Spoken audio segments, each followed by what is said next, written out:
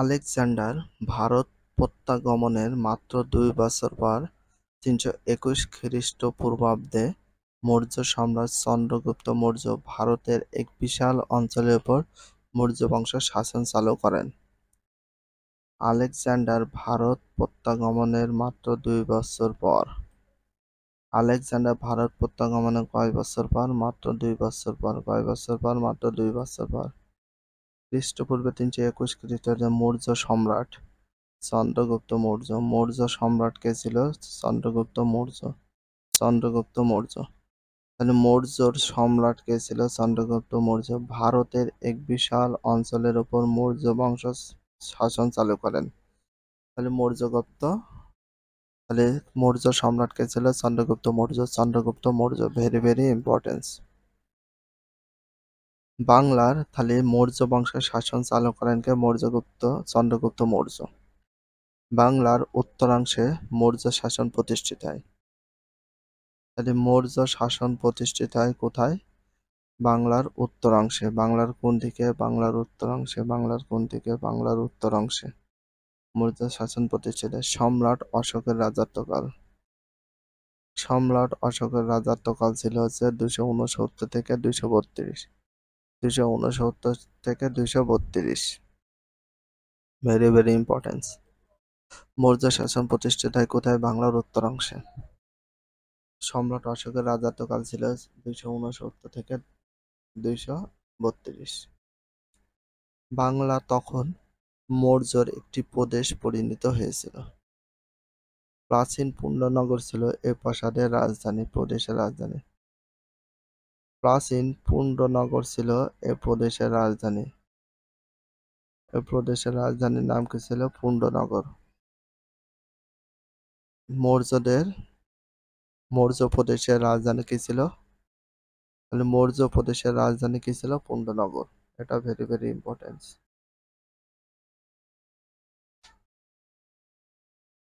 উত্তরবঙ্গ ছাড়া মৌর্য শাসন কর্ণ সুবর্ণ মুর্শিদাবাদ তাম্রলিপ্তি বর্তমান পশ্চিমবঙ্গের তমলুক জেলা এর সমতট দক্ষিণ-পূর্ব বাংলা অঞ্চলে প্রতিষ্ঠা হয়েছিল। উত্তরবঙ্গ ছাড়া মৌর্য শাসন কর্ণ সুবর্ণ। মৌর্য শাসন ছিল কর্ণ সুবর্ণ। মৌর্য শাসন কর্ণ সুবর্ণ। কর্ণ সুবর্ণ বর্তমান মুর্শিদাবাদ। তাম্রলিপ্তি বর্তমান পশ্চিমবঙ্গের তমলুক জেলা। পশ্চিমবঙ্গের তমলুক জেলা। তমলুক জেলা তাম্রলিপ্ত ও সমতট দক্ষিণ-পূর্ব বাংলা। দক্ষিণ-পূর্ব বাংলা সমতট দক্ষিণ-পূর্ব অঞ্চল প্রতিষ্ঠিত হয়েছিল। মৌর্যরা ছিল ভারতের প্রথম সাম্রাজ্যবাদী শক্তি। ভারতের প্রথম সাম্রাজ্যবাদী শক্তি কারা ছিল? মৌর্যরা।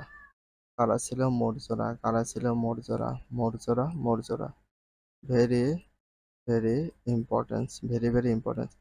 ভারতের প্রথম সাম্রাজ্যবাদী শক্তি ছিল কারা? মৌর্যরা। ভারতের প্রথম সাম্রাজ্যবাদী শক্তি কারা ছিল? মৌর্যরা।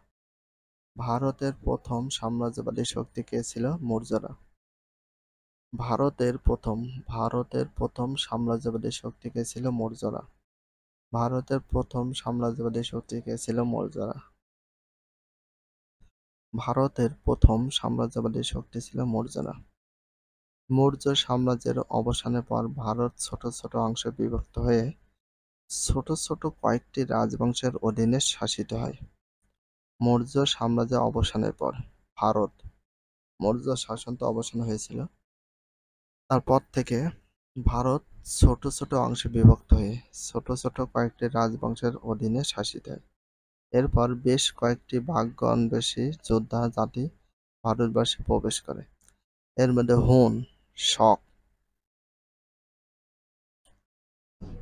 দেখো, এরপর বেশ কয়েকটি ভাগ্যান্বেষী যোদ্ধা জাতি ভারতবর্ষে প্রবেশ করে। এর মধ্যে হুন ছিল, শক ছিল, পহলব, কুষাণ প্রভৃতি উল্লেখ্য। তবে তাদের প্রত্যেকে বাংলা পর্যন্ত এসেছিল কিনা তা বলা যায় না। ভারতের সাম্রাজ্যবাদী গুপ্তদের শাসন প্রতিষ্ঠিত হয় ৩২০ খ্রিস্টাব্দে।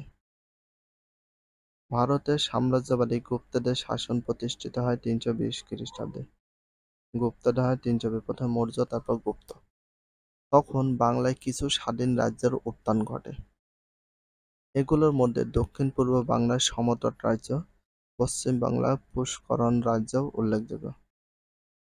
এগুলোর মধ্যে দক্ষিণ-পূর্ব বাংলার সমতট রাজ্য কোন রাজ্য? সমতট রাজ্য কোন রাজ্য? সমতট। পশ্চিম বাংলার পুষ্করণ রাজ্য। দেখো, পুষ্করণ রাজ্য উল্লেখযোগ্য ছিল, উত্থান ঘটে।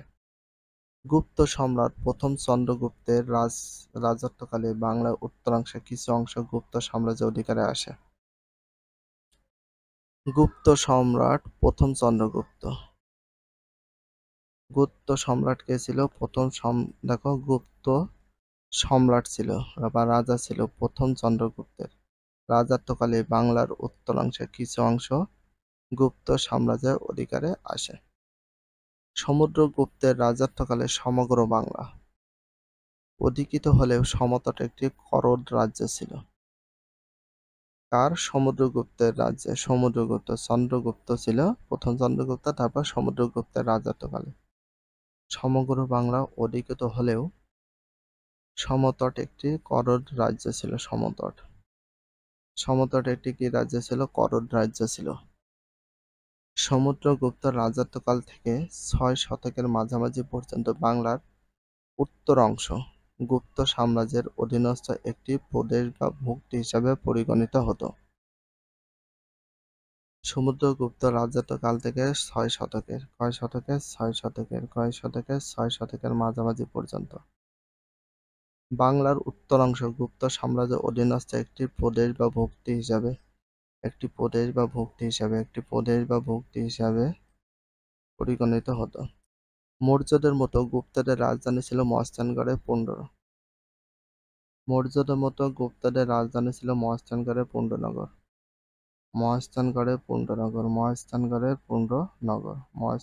পুণ্ড্রনগর।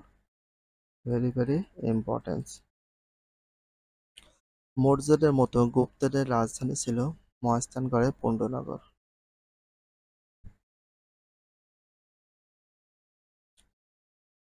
গুপ্ত পরবর্তী বাংলা। ৬ষ্ঠ শতকের প্রথমার্ধেই বিভিন্ন যোদ্ধা জাতির সঙ্গে সংঘাত ও সংঘর্ষের মধ্য দিয়ে গুপ্ত শাসনের অবসান ঘটে। ষষ্ঠ শতকের প্রথমার্ধে গুপ্তর পরবর্তী বাংলা। প্রথমার্ধে বিভিন্ন যোদ্ধা জাতির সঙ্গে সংঘাত ও সংঘর্ষের মধ্য দিয়ে গুপ্ত শাসনের অবসান ঘটে। বিভিন্ন যোদ্ধা জাতির সঙ্গে। সাম্রাজ্যবাদী গুপ্তদের পর সারা উত্তর ভারতে ক্ষুদ্র ক্ষুদ্র স্বাধীন রাজবংশের উদ্ভব হয়। এর সুযোগে বাংলায় দুটি স্বাধীন রাজ্যের সৃষ্টি হয়। কয়টি স্বাধীন রাজ্যের সৃষ্টি হয়? দুইটি স্বাধীন রাজ্যের সৃষ্টি হয়। কয়টি স্বাধীন রাজ্যের সৃষ্টি হয়? দুইটি। একটি হলো বঙ্গ, একটি হলো কি? বঙ্গ। এর অবস্থান দক্ষিণ-পূর্ব বাংলা। এর অবস্থান কোথায়? দক্ষিণ-পূর্ব বাংলা। পশ্চিম বাংলার দক্ষিণাঞ্চলে। এর অবস্থান দক্ষিণ-পূর্ব বাংলা ও পশ্চিম বাংলার দক্ষিণাঞ্চলে। দ্বিতীয় রাজ্যের নাম হচ্ছে গৌড়। দ্বিতীয় রাজ্যের নাম কি হয়? গৌড়। একটা বঙ্গ আর একটা গৌড়। এর অবস্থান ছিল বাংলার পশ্চিম ও উত্তর বাংলা নিয়ে।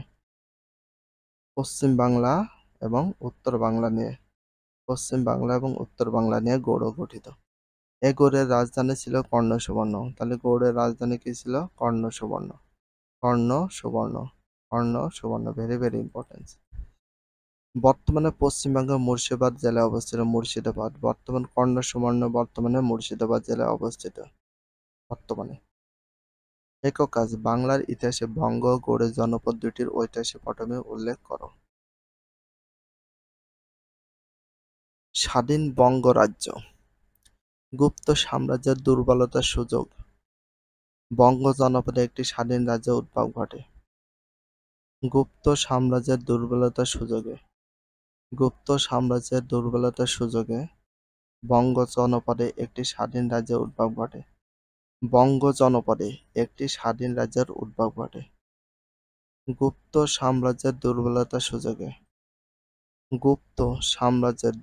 সুযোগে বঙ্গ জনপদে একটি স্বাধীন রাজ্যের উদ্ভব ঘটে।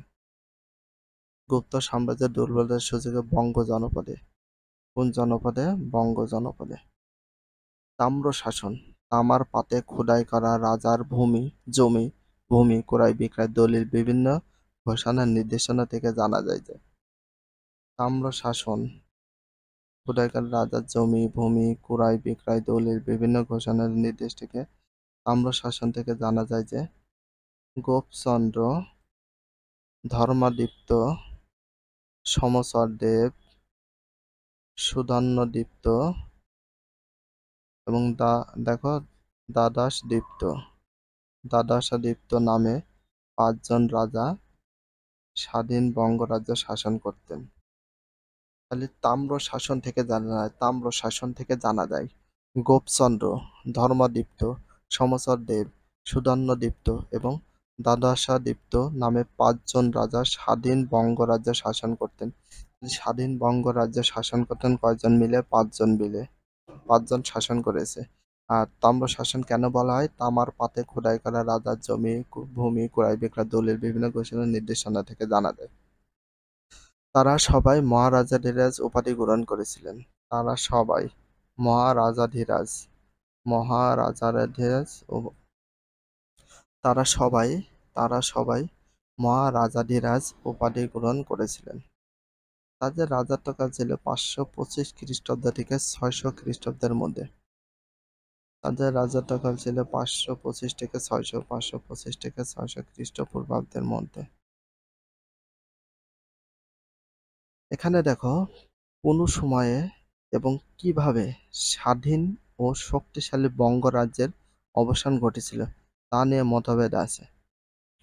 কারো কারো মতে দাক্ষিণাত্য চালুক্য বংশের রাজা কীর্তিবর্মনের হাতে স্বাধীন বঙ্গরাজ্যের অবসান ঘটেছিল।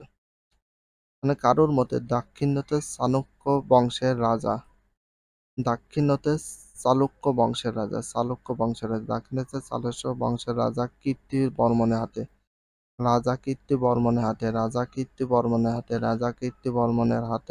স্বাধীন বঙ্গরাজ্যের অবসান ঘটে।